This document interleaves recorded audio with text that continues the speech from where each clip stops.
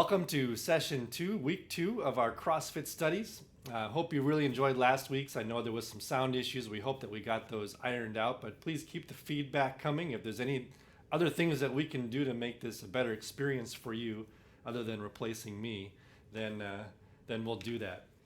Today we're talking about Christian service. And before we talk about Christian service, however, we need to start by putting service in its place. Many people, in attempting to justify themselves, will talk about how they're a good person. Or maybe so-and-so is a good person. I'm basically a good person. And while I might like you and you might seem good compared to others, what it really is it's an attempt to justify ourselves based on our works, based on the law. And as we know, as Lutherans, we're not saved by our works, but saved by grace through faith in Jesus Christ. And so we do works, we do Christian service, not to be saved, but rather because we are saved. Not to be a Christian, but because we are Christians is the reason why we do works.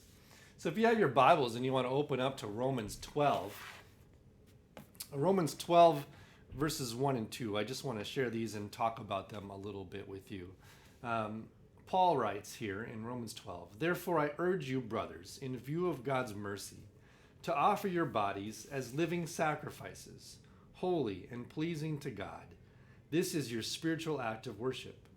Do not conform any longer with the pattern of this world, but be transformed by the renewing of your mind, that you may be able to test and approve what God's will is, his good, pleasing, and perfect will." I want to kind of explain that first verse where Paul says, offer yourself as living sacrifices. Now, if you're familiar with the Old Testament, you know that under the law, there was a sacrificial system in place in order to get forgiveness of sins. In order to get right with God, you had to do these sacrifices and follow the law. The sacrifice in that case would be consumed. It would be killed. It would be offered to God. They would slaughter a cow and put it on the altar, or a lamb or a goat or whatever, and it would be killed. But Romans 12 speaks of a different kind of sacrifice. First of all, he says, you are the sacrifice. You are the sacrifice. However, you are a living sacrifice.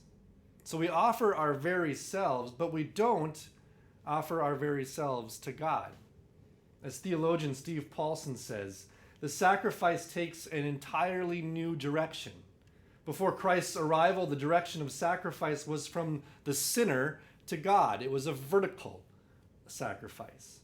But now it is made horizontally and is a sacrifice acceptable to God, but made to your neighbor. You see, when it comes to sacrifices and offering up yourself as a living sacrifice, we offer ourselves to our neighbor in the form of good works. You see, God doesn't need your good works, but your neighbor does. Your neighbor does. It's amazing what happens when service and love are freed from the law. Many of you are familiar with Jesus' parable of the Good Samaritan, as it's found in Luke chapter 10. In the story, two men representing obedience to the law, one a Levite and one a priest, pass by a wounded man precisely because of their higher calling to remain clean according to the law. They thought they were doing what they were told. The law says avoid unclean people. Well, that beaten, wounded man was unclean, and so they were avoiding him, thinking that was the way to righteousness. But the Samaritan, who did not have a proper relationship to the law, simply looked at him and loved him.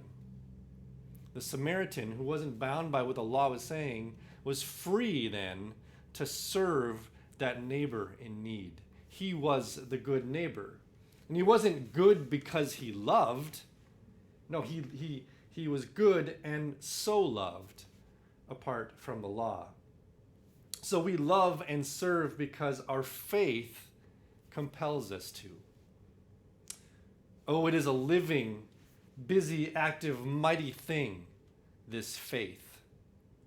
Those are the words Martin Luther used to describe faith in his famous preface to his Romans commentary. He continues, and so it is impossible for us to not do good works incessantly. It does not ask whether there is any good works to do but before the question arises, it has already done them and is always at the doing of them. Thus, Luther concludes this paragraph, it is impossible to separate works from faith, quite as impossible to separate heat and light from fire. So what I want you to do is take some time in your small groups to talk about faith and works and how they're related using the questions for segment 1. After you spend some time doing that, come on back and we'll dig into different kinds of Christian service in segment 2. Have some good discussions.